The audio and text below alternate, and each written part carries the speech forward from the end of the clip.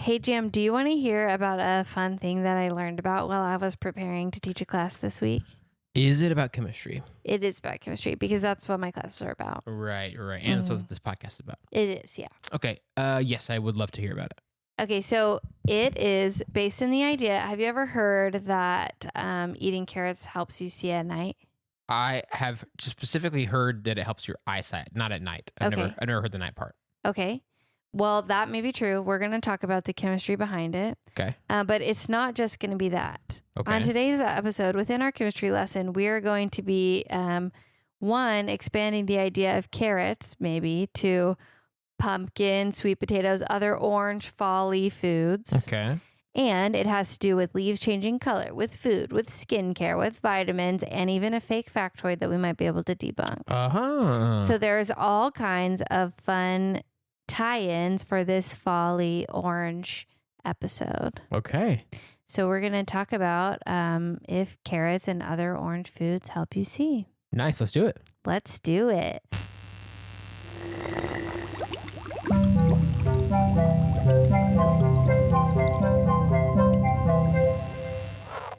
Hey, I'm Melissa. I'm Jam. And I'm a chemist. And I'm not. And welcome to Chemistry for Your Life. The podcast helps you understand the chemistry of your everyday life. Matching edition. Jam and I showed up head to toe, even a cuff on our jeans, matching identical. Yep. Both wearing glasses. Both wearing this exact same collegiate gray sweatshirt. This is for audio listeners who cannot, don't actually know what we're wearing. You can't, and who aren't watching on YouTube. And like kind of a lighter brown boot. Dark jeans with a cuff, with a cuff to the bottom of them, and a dark brown boot. Yep. And both of them are barefoot boots, so that because we want our feet to be able to, spread naturally. Yeah, to do their thing. Yeah. So that's kind of fun. Yeah. I walked in and was like, oh no. It's funny too. I was telling Mason this a second ago, but I almost didn't wear it because I was like, I've been kind of wearing this I think almost every recording except for wearing my ghost one last time.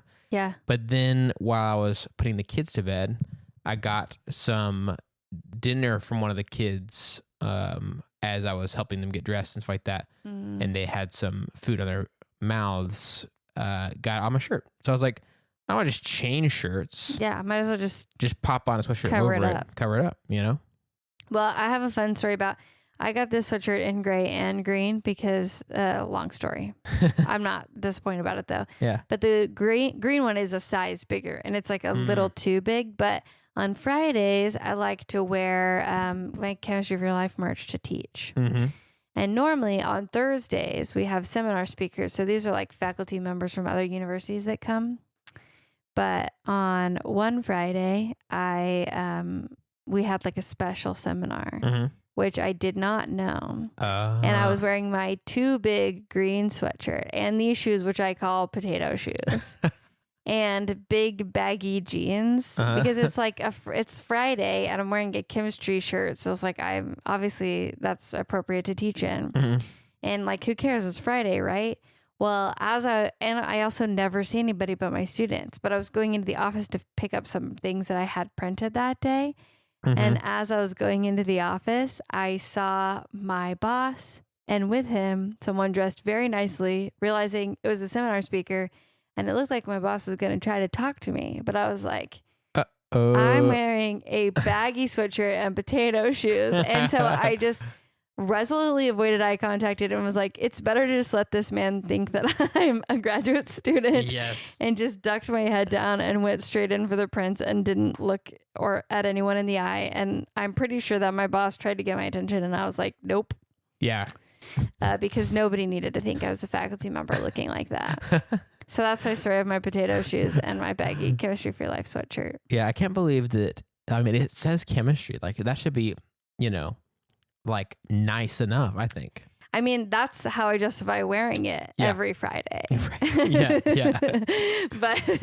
But that's also assuming that the people who see me are going to be people who already know that I, know what I'm doing and I'm professional. Here's a question, and I don't know if this is even in your sort of style repertoire or whatever, but I feel like as a dude, I could maybe get away with like wearing a collar that would stick out from under a sweatshirt, especially like a collegiate one, and sort of be like like it would just dress it up a little bit, you know? Yeah. But it also might look weird because I don't know if I've done it with like a print sweatshirt before, but I can sort of imagine it like, you know, thinking about dads doing that in old movies for the like the team sweatshirt of their college team, whatever that's playing. They're gonna watch the game that day. They're wearing the sweatshirt and they've got like a collar sticking up from under it. I probably could. I mean, one of my colleagues wears a 3/4 zip and like a sweatshirt 3/4 zip every day. So I'm like, in a lot of college professors kind of wear whatever, and I dress pretty nice the rest of the week. Yeah. So it's just like, if on Fridays I get to wear my podcast merch and not care. Yes. Yeah. And you shouldn't need to dress it up. Yeah. So I've committed to it, and I've never felt on the spot in any way, and none of my students care. But it just so happened that day the seminar was like delayed, and I happened to be going in as he was going out, and I happened to really have leaned into the grungy look that day. And so I just was like, no, we're not playing this game. And I kind of look like a student. Everyone thinks I'm a student anyway, so it's fine. So I just leaned into it. I was just like, this man does not need to know that I am a faculty member and that I dress like this. Yeah. But my students know, and they don't care. Yeah. Right. It's fine. Yeah. That was a long detour. All that to say, buy our new merch. you too can look grungy on Friday in it. ChemForYourLife.com/store. Yes. Okay. So, and also before we start, I do want to shout out a new member of our community, Heather R. Heather, thank you so much for joining our community. We're so excited to have you. And so we want to dedicate this episode to you. Yes, thank you, Heather, for joining. And you too can join our super cool chem community of patrons on patreon.com/chemforyourlife. You get a shout out. You can be part of that community. You get other things, ways for us to say thank you. So thank you, Heather, for joining our super cool community. We're glad you're here. And thanks for being along for the ride and helping support the show. Yeah, absolutely. We really appreciate it. All right. So let's get into this idea about carrots Can carrots help you see? Can they help you see in the dark? And there's a thing that part of this idea likely originated during World War II. Okay. Britain had developed in-flight radar technology. And so they could see their enemy flights and shoot planes and stuff and shoot them down at night.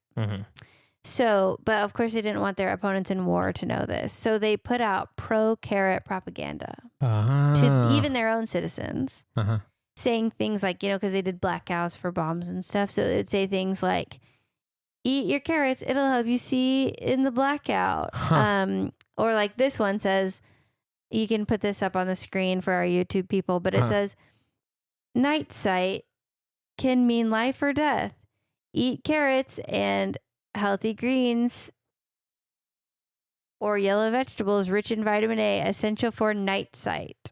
So that one's a little bit less like, oh, it'll help you see in the dark. But they really leaned into carrots help you see in the dark. And British pilots were, in theory, eating a lot of carrots so they could see in the dark. But that was really more to cover up this idea that they had this radar that they could now see in the dark. I see. And there's not a lot of evidence how well that worked, but there is some evidence that I think specifically in Germany that there was like people who had really bought into this idea, but they don't know why necessarily. And I'd even heard that they help you see at night. So that's so interesting. I think, I mean, do you remember when you got glasses? Like, how old were you when you first? Yes. I was like in 7th grade, I think 6th or 7th. I was in 4th grade, and I remember that, like, I feel like I remember growing up hearing the same about carrots, but I think because I got glasses so early, it never, if anyone ever did say specifically night sight, I didn't really register that, but I think I was hearing a lot of just like in general your sight, which I was thinking that would be nice. Like, it'd be like, for me, it's like, yeah, seeing in the dark might be one thing, but honestly, just seeing period without assistance is kind of already enough. Yeah. So I'd never even, like, in my memory, I've never heard this night sight thing. Okay. But I specifically do feel like my vision, is bad in general. I really depend on glasses. Yeah. But is not great at night. So Okay. I would have been like, I'll eat carrots if I saw those posters. That propaganda. Did you eat carrots more when you were younger because they were supposed to help with your sight? No, but I did eat them a lot because of Bugs Bunny. Cute. Because did you eat them like him? Yes. I loved when my mom would buy the big carrots, not the baby ones, just the full shebang. And I felt like I am Bugs Bunny. I'm eating a full carrot with the little green on it. Yeah. That's kind of a sweet story. Well, I'll say this. Really, eating carrots doesn't help you actually literally see in the dark. Like, it can't make you see in the dark beyond what normal humans are capable of by eating a lot of it. But a nutrient in carrots is ultimately converted to vitamin A, which does ultimately play a very key role in our vision. And it is a key role in our vision at night more than the day. So I want to talk about, so there's like a little bit of truth to this, but I think it was taken to the extreme. Yeah. And there is a truth that there is a nutrient in carrots that converts to vitamin A that plays a role in our sight, and it can have more of an impact at night. There's like scientific truth, all of that's true. But then so eat carrots so that you can see better may not actually be true. So that's where we kind of have to see. And it's not just carrots. Lots of orange vegetables have this. Got it. So before we do any of this, though, I want to talk about how vision in our eyes work. You've probably heard about rods and cones being in our eyes.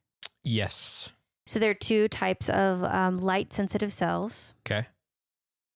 Rods only detect light. They don't detect color. Okay. And then cones, they have pigments, so they can detect color, but they more function in bright light, the cones. In bright light with color. And then rods more function in dark. They're the predominant functioning in dark, and they're not worried about color. They're mostly worried about light. Got it. Okay. So in dark or dim light, that's where, when you go outside and it's night and you can see, even though there's not a lot of light out, that's because of the rods. Okay. So there is a molecule that absorbs light in your rod cells. It's called rhodopsin. It looks like rhodopsin, but it's RHODO. Okay. So, but I wonder if the name for rods came from rhodopsin. And the science of how this works actually is kind of complex in and of itself. But do you remember a long time we talked about cis versus trans bonds? Yes. And how cis bonds kind of look like a C and trans bonds kind of look like a Z almost. And they're what we call isomers. So even though they might have the same things attached, they're attached in a different way. And so you have to physically put energy into break a bond and reform it to switch it from one to the other. There has to be energy put in, and it's a chemical reaction that's happening. Okay. It's not just like a rotation. So when light hits that rhodopsin, there is a cis bond that converts to a trans bond, and that ultimately starts a series of reactions. It's based on sodium ions sending electrical signals to our brain that we will interpret as light. Okay. So it's kind of complicated. I'll worry about that more on another day. That's not the focus of today's episode, but essentially this rhodopsin molecule will absorb energy in the form of light, and it converts a cis bond to a trans bond, and then that sends a trail, basically starts a cascade of reactions. It's it knocks down the domino and the domino thing, and at the other end is our brain interpreting that as light. Okay. So that cell absorbing light is why we see it. Okay. And we're pretty sensitive to very small amounts of light because of those cells. You know what's crazy about this? And this is me I've only learned some of the basics of just how cameras work. And I've wanted us to do, I think I requested at some point, an episode about film and instant film. Both would be interesting. But those are on my to-do list. But in my very, very simple understanding, cameras, digital cameras, capture the information of photos similarly, where it's like there's one aspect where it's trying to determine the colors there, but a totally different aspect that's determining the amount of light or the exposure. Interesting. And they end up doing, I think they do get combined, but when you shoot like raw photography, you can manipulate those things separately. So sort of like Whoa. it retains them separately. You can't just do whatever you want, but it is kind of like the advantage of, like, okay, this thing's job is to remember this and like, or react to this or whatever. And this, which would be the colors, and this thing's job is to specifically try to determine the like amount of light, the light or darkness of the various things in your field of view. Yeah. So it's kind of interesting that we are mimicking the way our eyes work to a degree, which cameras do that in a bunch of ways. But wow. That's cool. I wouldn't have made that connection. And that's why Chemistry for Your Life has a radio, television, and film expert. and I remember some of that stuff, and I remember it to the depth that you just heard only. Hey, that's kind of me in chemistry, you know, some of that stuff and to the depth that you hear regularly. So we've talked about rhodopsin. It mostly responds to light, and it's the primary reason for seeing in the dark. We're not going to worry about the cones as much, just the rods. Okay. So rhodopsin is formed in our body from vitamin A. So one way that we get vitamin A is from beta carotene. And beta carotene is the molecule that's responsible for the color of carrots, pumpkins, sweet potatoes. It's also responsible for some of the orange and fall leaves, which we have a whole episode about how, you know, there's all these molecules in plants that are trying to absorb as much light as possible. And there's greens that sort of cover up the other colors that are underneath. There's like reds and oranges, and beta carotene is in a lot of those. It's in spinach. So beta carotene is in a lot of things.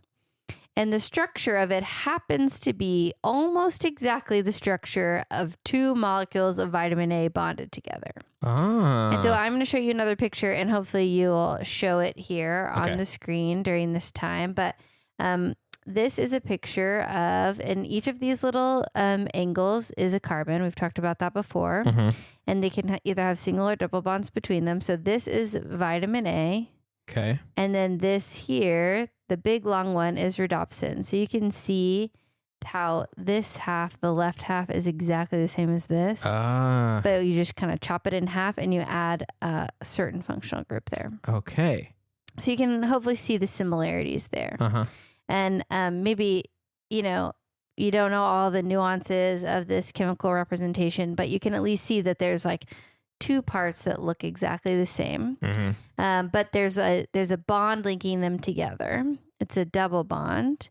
And so to convert that beta carotene to vitamin A, we would have to break that double bond and replace it with a functional group that is present in vitamin A, and it's alcohol. So oxygen and hydrogen, so an OH group. Okay. We talked about functional groups a lot, but they're basically just these little groups of molecules that make you able to do chemistry. They like function. They determine how the molecule functions and interacts with other things.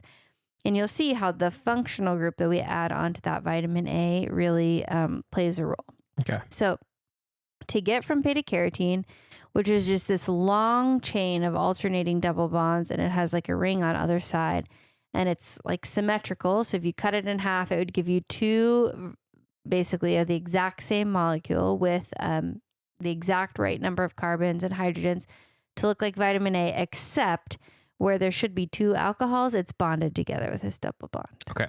So we can break that vitamin A in half by breaking that bond and adding an oxygen, and we call that reaction oxidative cleavage because it cleaves just like a meat cleaver, you know, it just like chops down, cuts this double bond in half and replaces where it used to be bonded to another carbon. Now it's going to be bonded to an oxygen. Okay.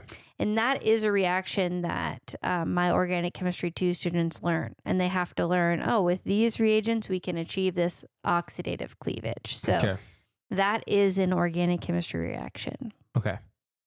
So our bodies do that though in the liver. They cleave the beta carotene in two with oxidative cleavage and make 2 molecules of vitamin A.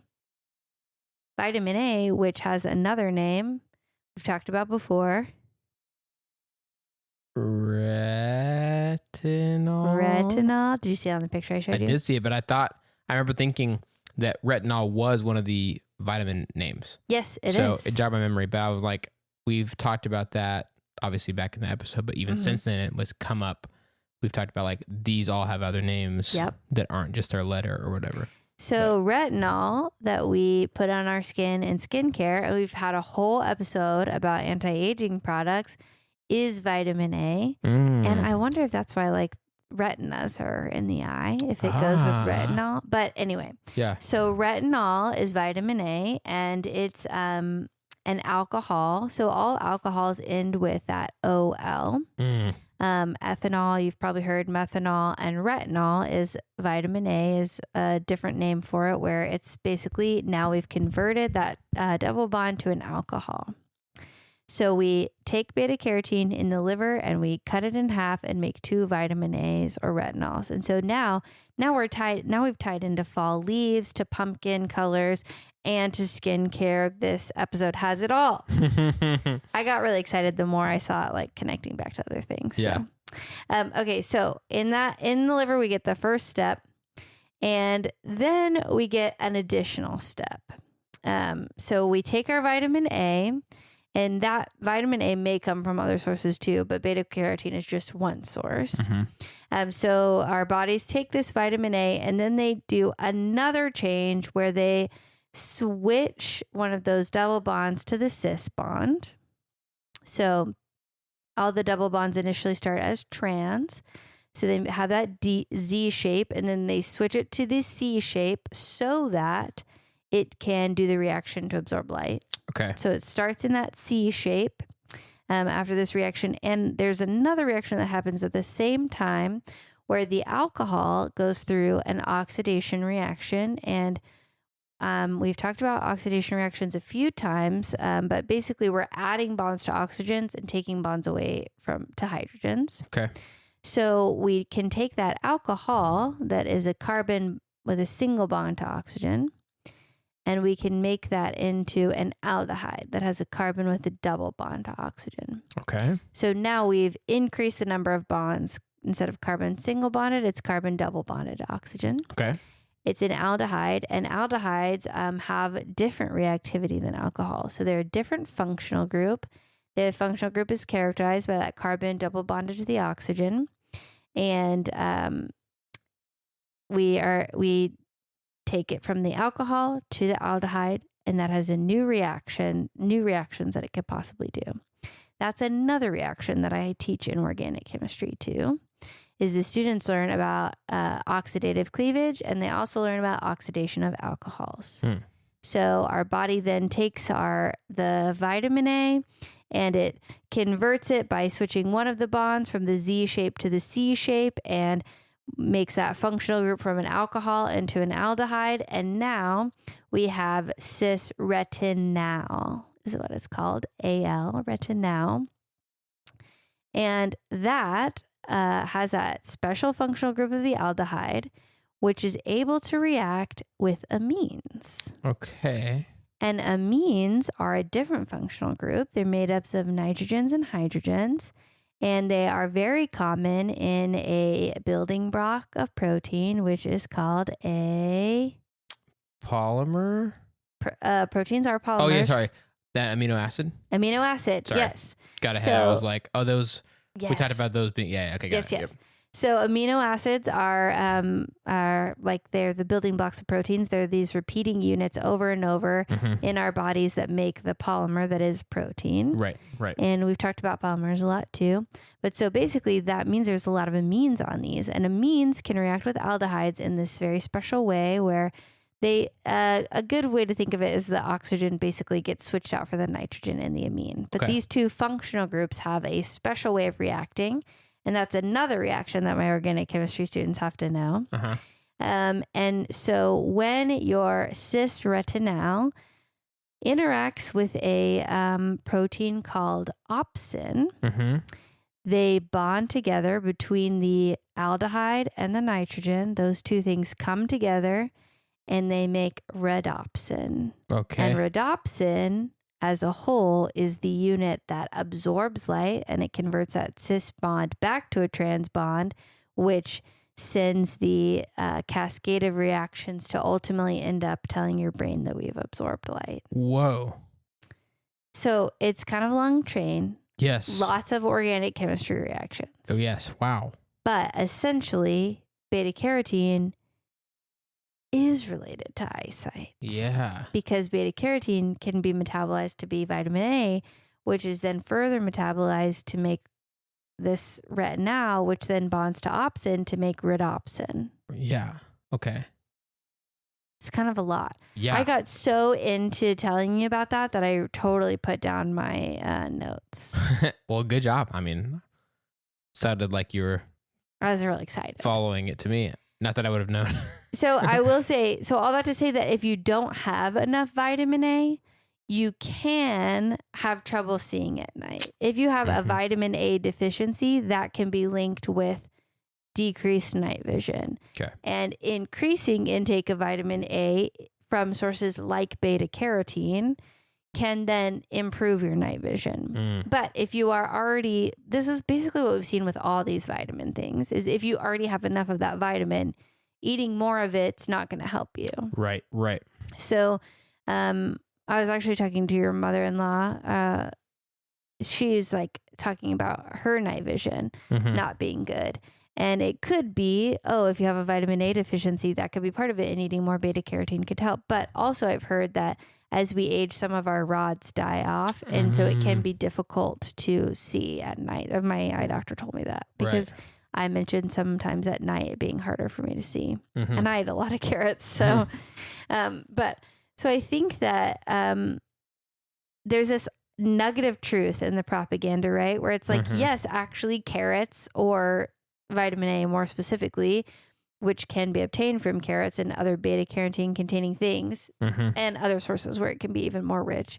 But yes, these vitamin A is necessary to see at night, but it doesn't give you superhuman night seeing ability. You know, it's not going to take your, like once you've hit optimal vitamin A levels, you're not going to be able to be like, and now I can see in as dark as a cat or whatever, you know? Right. So anyway, that's the chemistry behind that propaganda. Dang, that's crazy. And it is kind of complex. So I didn't know if you felt up to trying to explain it back because there's a lot of complex chemistry steps. Yeah, I feel like I can do like a pretty like, it'd probably be good for me because I'd also recognize as I go through it which things I'm missing or getting wrong or misunderstanding. But it'll be like what if I put this in some of the simplest terms possible and forgetting many specifics that you said. I think that's okay. And I can also show you from a textbook. This is from Klein's organic chemistry textbook. It's a really good organic chemistry textbook. I highly recommend the overall map of everything that happens. Nice. And you can put that up on the screen too. I think it would be okay as long as you cite it. I don't think that'd be against the rules. Okay. Where it came from, but I can show you sort of the overall, this is what it looks like to help you maybe visualize the path. And so that could be, again, you don't look at organic chemistry molecules every day. So it could maybe feel a little bit like, what are we doing here? But I think it could be helpful. So we start out with just the beta carotene being in vegetables. Yes. Carrots, sweet potatoes, etc. And that here's the little map. So here's your beta carotene. Nice. And then if you took exactly half of this beta carotene, you could see how these two things look exactly the same. And for those of you who are listening and not watching on YouTube, sorry, hopefully for those of you on YouTube, we can have this graphic here. And then you can see how, so they take this And our bodies, we are all doing this actively. You see how this bond looks sort of like the zigzag pattern, and then it goes to like a C pattern, sort of curves in on itself. So that happens. That's a isomer change from trans to cis. And then see how this has one oxygen and a hydrogen, but this has two oxygens here. Okay, yeah. Or two bonds from one carbon to this oxygen. So that is an oxidation. We're increasing the number of bonds to oxygen. And this thing binds to a nitrogen from your protein in this specific way. And then it becomes that becomes rhodopsin. Okay. And I actually have another thing that I think will be helpful for you to see that shows you like, oh, this is where you've got the cis bond and it bonds to opsin. And so then that makes it rhodopsin when you have this. So you have opsin and then the retinol, and together they make rhodopsin. Okay. Make sense? Yes, it does. So that is, maybe that will help you, and maybe that will help other people to see sort of, but this one's harder to explain. I think it's more in the weeds of chemistry, but for those of you who have an organic chemistry background, it might be a little bit easier. Right.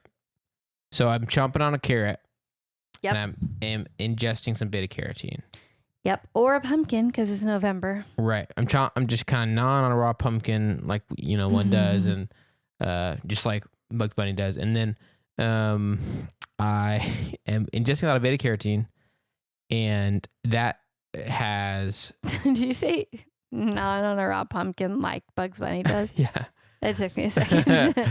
I am ingesting a lot of beta carotene, and that's like two of the vitamin A molecules put together, kind of like rotated or whatever. And in my liver, it separates them, correct? Yes. To where then it's like, okay, now you got two vitamin A, two retinol. Yes. That is called oxidative cleavage because it separates them, and in the place of where the other one used to be bonded, it puts an alcohol. Got it. Puts an alcohol. So then we've got this, right after that, when it adds the alcohol group, is that when it becomes C-shaped? No, first you get the vitamin A, and then the vitamin A then is reacted more to become C-shaped. Okay. Reacts more. And why does it react more? Well, it needs to be C-shaped when the light absorbed for it to become un-C-shaped. And so to sit in the signal. We want it to be. So it's something they were kind of waiting to make it so. Yeah, I think it's it becomes C-shaped, and at the same time it becomes C-shaped, it also the alcohol is further oxidized to an aldehyde. And at that same time. I think that happens together. Okay. That's the two big changes that are happening. Maybe it happens separately, actually. I guess I'm not sure, one right after the other, but that's like the next step in the process. And I guess the answer to why this happens is a little weird, but it's like hard to say why would it happen just like that. It's like, why is this the molecule that absorbs light in our eyes? I don't know. I'm not in charge of that kind of thing. Yeah. But you would need it to be that shape so that when it absorbs light, it shifts to the other shape. And that other shape actually, I believe, is responsible for stopping a flow of ions in our bodies that are sending a constant signal to our brain. And the interruption of the signal when it shifts out of that shape is the thing. It like sort of blocks the flow, like it acts as a plug when it's in the right shape. So if it's out of that shape in the C shape, it's not blocking anything, and then it gets shifted out of the C shape by the absorption of light back into the Z shape, and the Z shape is the thing that interrupts the flow of ions that our brain suddenly like, oh, it must not be dark, we must be seeing light. Okay.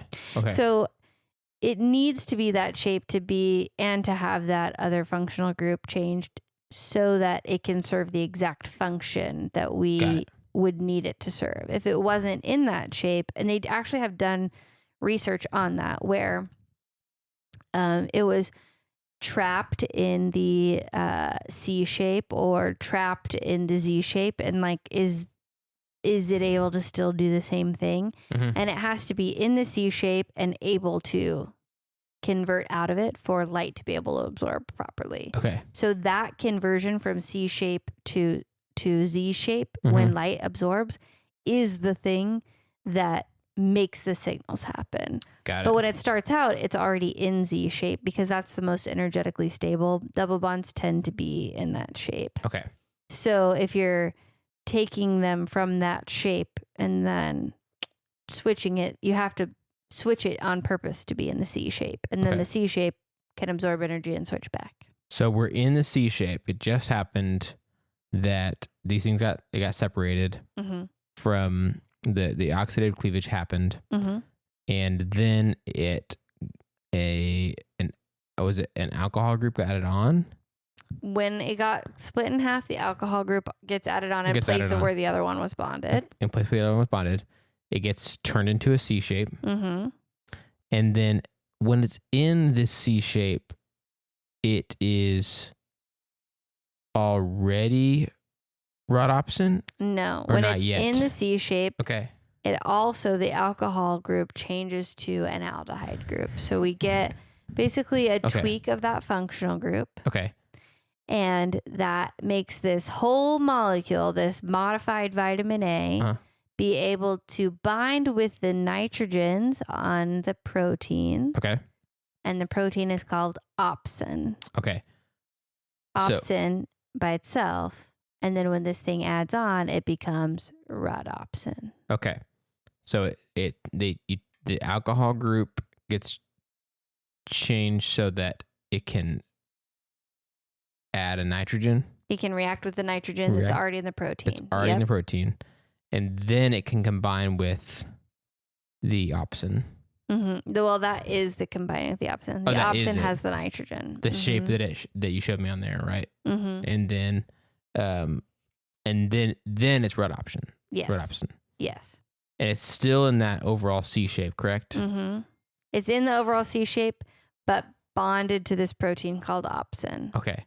And then through the nitrogen. And then once we see something, once it's rhodopsin and we see something, it can change into the trans Z shape, which is the thing that helps send the signal to our brain. You are seeing something. Yes. Okay. Wow. You did it. That's a lot. So just to revisit one more time, we get beta carotene. That's like two vitamin A's glued together. Except where they're attached, they're missing an alcohol. So we cut it in half and add the alcohol on to get it to our vitamin A. Okay. Then vitamin A is modified in two ways. It goes from being trans, so Z-shaped double bonds, into sort of a straight line, like a straight zigzag, like chevron pattern, into a C shape. So it's your chevron pattern is now bent in on itself. So that's one modification of the vitamin A. The other modification of the vitamin A is we add an additional bond to oxygen. So we tweak our alcohol functional group to add another bond between the carbon and oxygen, and that becomes an aldehyde, and that's called an oxidation reaction. Okay. So we now have modified vitamin A, and that aldehyde is key because the aldehyde is what's able to react with the nitrogen on the protein. Those things come together and they form, that type of reaction happens a lot in nature, and it's called an imine reaction. It makes an imine. So the aldehyde is specifically able to bond with the nitrogen in a way that forms like, oh, these things are going to be stuck together now. Okay. So that's why it's important to change the functionality of the alcohol into the aldehyde. Okay. And then this changing from the trans to the cis is important because the cis isn't interrupting the flow of any ions, but as soon as it absorbs light and goes back to the trans, then it starts to interrupt flows of ions, and then our brain signal gets interrupted, and then our brain's like, oh, this was light. Got it. So those two modifications to the vitamin A are important before they can help with seeing. But and that's it. Wow. So you did a really good job. I just wanted to reiterate it. Yeah. Because there's a lot of steps there. It's a lot of heady organic chemistry things, but I thought it was really fun and interesting that there was such a relevant everyday life application of like oxidation reactions we talk about in organic chemistry, in OChem 2 specifically, cis-trans isomerism we talk about in organic chemistry, and the aldehyde reacting with the amine to make an imine. We talk about that in organic chemistry, and that it was like a fun fake fact sort of like, oh, eat carrots and you can see as good as radar. So there was like all these moving pieces. And beta carotene we're in the season of food, and there yams, sweet potatoes, pumpkins all have beta carotene. It just felt like this perfect storm of interesting festive topics that also related to my teaching. Yeah, that's crazy. Wow. So that's the chemistry of how you can sort of see at night because of carrots and other fall foods. So thank you, carrots and other fall foods, for everything you're doing. For everything you're doing, yeah. In the season, this fall season and all year round. I mean, we need to see. Carrots are kind of like a summer vegetable, right? That's a good question. I guess I don't know. I don't know when they're harvested. But yeah, you don't really get your due until this time of year. Yeah. But we definitely need to be seeing all year round. So I wrote out a pun and I forgot to say it to you. I said at the beginning, I was going to say let's buckle in and see how this lesson on sight comes together. Nice. Well, I was going to ask if you have a favorite fall food as our sort of wrap it up question. Oh, a favorite fall food. Yeah, like a lot of people, it's the pumpkin spice latte. I've never really liked those too much. But is there something that you're like, oh, it's fall, I'm eating this? Yeah, I mean, it's not very original, but I adore pumpkin pie. I mean, there's been a few times at like functions or family get-togethers, whatever, where it's present, and I think everyone, I don't know anyone who absolutely hates it. I think most people, just varying degrees of like either it's okay or they love it. I'm like, it's fine, but I don't hate it. Yeah, I love it, but I've found that I end up being one of the people who's eating more of it, and I'm not that mad about that. It's getting passed over. Other people are more into the pecan pie or whatever other things. But yeah, for me, it's all about the pumpkin pie. And I don't even really go for a lot of other pumpkin stuff. Like, it's not like I don't do the latte. I don't do the other stuff. But specifically pumpkin pie I look forward to it. And I could probably, if I had to only pick one thing to get to have, I could probably pass on everything else. But as long as I get the pie.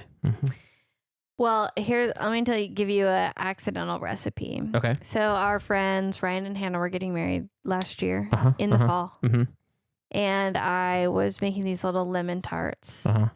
And I had made a bunch of they had these little plastic cups with like some graham cracker crust in the bottom and then the lemon tart filling.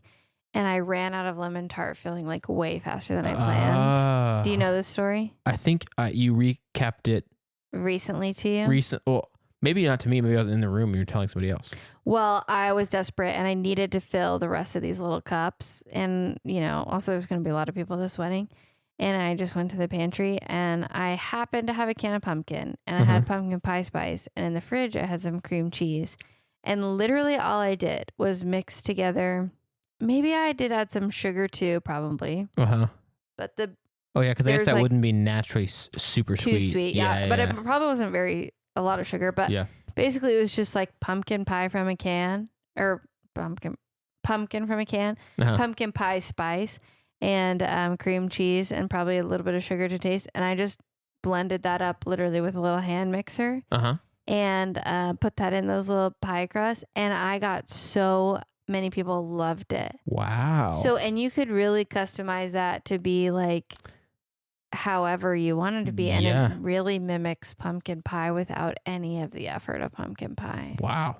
I don't even know how much effort it is because I never make it. I just eat it. So I guess I don't either. I probably should look into that and maybe even just do your version. That sounds awesome. I mean, and if you just bought one of those graham cracker crusts that you don't have to bake, you could just do that. I mean, if you like it, it's a little bit different than regular pumpkin pie because of the cream and cheese, but I'll try it. That sounds awesome. You might have even had it at that wedding. Who's to say? Well, I missed out on some of the very, very tasty stuff. I was officiating that wedding, and I remember doing all that kind of stuff. And then once I was done with my initial duties, going and helping with the kids and just not getting over to the dessert table quite as soon. And so those went quick. I did get some stuff, and I was over the moon about what I got. I mean, I'm easy to please with desserts as long as I get something. Yeah. Basically. That was the same. We've talked about that wedding before because that was those cookies that were really good. Oh, yeah. And she's like, I just followed the Nestle recipe. And I was like, I need to watch you make that because I think you're doing something different. Something's not. Yeah, exactly. Yeah. And in a good way. Yeah. I wish I had tasted those. I think I would remember because of how much I like pumpkin pie. So I should just try doing what you just said and make my own pie and of it. You could tweak it, you know? That'd be fun. It to it. And then, if no one else is as into it, then I get to just eat it. Eat all of it. Yeah. So, yeah. Listen, I support it. Can I tell you one final thing, even though it's already a long one? An interesting fun fact that I heard that I'm pretty sure is true that we could maybe explore in another future episode of Fun Fact or Fake Factoid or something. Okay. I heard, and by heard, I don't mean just like heard like on the street corner, like some person say to another or whatever. I read somewhere or saw a video about this or something like that, that sweet potatoes are not the same as yams. They're completely different things. I think I read that somewhere too. Isn't that crazy? It's like I grew up with those as like synonyms. I think most of us around here. Yeah. But like there is a thing as a yam and it is different. And there is a sweet potato and I believe is that. the thing that we have had. Yeah. And then most of us probably have never even had yams. Yeah. Because they grow in a different part of the world. And I was like, I love facts like that. Yeah. It's like kind of awesome. There's is kind of awesome. No harm, but it's just like, whoa, there's a whole other thing I've never had and before. they both are that orange color. So do they both have beta carotene in them? I just assumed that they did because they were both orange. I don't know. I guess I don't know if I even know anything about yams. That's a good thing that we can explore in fake fact or fun fact or fake factoid. Yeah. That's a good one. All right. We got to do that again at some point. Well, I didn't ever get to say my fall meal. Oh, sorry. You started to. Because I gave that recipe instead. Sorry. Yeah. No, that's okay. Say yours. Chili. When it starts to get like the first cold, rainy week, I always get really excited. And it really hasn't even happened yet. We'll have like a day of cold and it goes away. But when that first cold, rainy week comes, I request Mason get everything from the store to make chili. I just love it. It's so good. And then very good. A new one that I've started like last year for the first time I did this, but making my own tomato soup and having like nice grilled cheese. Ooh. Especially with Mason's been making sourdough bread. Ooh, that sounds so good. So like a sourdough grilled cheese with tomato soup. Not the healthiest, but like a good comfort food for me. Yeah, but it seems like it's healthy for your soul though. So. And the tomatoes, I made tomato soup with my own homegrown tomatoes. So that was pretty fun. So I feel like chili and grilled cheese and tomato soup are like my two like, ooh, it's fine. It's finally coldy, rainy fall. Yeah. Like we're starting to transition to winter time. Those are my fall foods. Dang, that's awesome. Those sound really good. This was fun. Yeah. So comment and tell us what your favorite fall foods are. We did have some people comment their glow in the dark stuff. That was fun. Oh yes. Mm-hmm. Yeah. Cool. Well, thanks, Jam. Thanks for coming and learning about, let me teach you all about carrots and propaganda. Thank you for teaching us and for being patient with me trying to wrap my head around it. If you have an idea, a thought, a question, something you're thinking like, man, is this chemistry? Or then probably it is. Yeah, it probably is. Or if you have a follow-up question, something we talked about today, please send those to us at chemforyourlife.com. That's chemforyourlife.com to share your thoughts and ideas with us. If you'd like to help us keep our show going and contribute to cover the cost of making it like Heather R., you can join our super cool Chem community of patrons on patreon.com/chemforyourlife. You get a thank you note from us. You get behind the scenes stuff. You get different things depending on your tier, including at our H Bonders tier, Mm-hmm. is a monthly virtual hangout with Melissa and I. We look forward to those. It's so fun. So just go check that out at patreon.com/chemistrylife. But if you're not able to do that, you can still help us by subscribing to your favorite podcast app, rating, writing review on Apple Podcasts, Spotify, subscribing to our channel on YouTube. Those things help us share chemistry with even more people, help more people to find our stuff and learn more about chemistry in their everyday life. Yeah, even just commenting, interacting with our content at all. We have shorts on YouTube. Mm-hmm. We have little reels on Instagram, so you can check those things out as well. Mm-hmm. This episode of Chemistry for Your Life was created by me, Melissa Collini, and him, Jam Robinson. Jam Robinson is our producer, responsible for this beautiful audio quality coming to your ears right now. Thank you, Jam, and all the other digital things that happen. And beyond that, this episode was really made possible by the people supporting us financially in our community. And so we want to thank every single one of those people. So our community consists of Heather R., our newest member. Welcome, Heather. Autoclave, Chelsea M., Dorian V., Scott B., Jesse R., Sierra L., John T., Jeanette N., Cullen R., Erica B., Carol R., Elizabeth P., Sarah M., Rachel R., Latila, Katrina B., Suzanne P., Venus R. Oh, I think I am reading off the wrong list. I'll keep going. Venus R., Jacob T., Brian K., Emerson W., Nicole C., Christina G., Timothy P., Stephen B., Chris and Claire S., Chelsea B., Avishai B., and Hunter R. Thank you all so much for everything you do to make this podcast happen. And if you'd like to learn more about today's chemistry lesson, you can check out the references for the episode in our show notes or in the description of the video on YouTube. Yay, chemistry! Yay, chemistry! And yay, carrots. Carotene.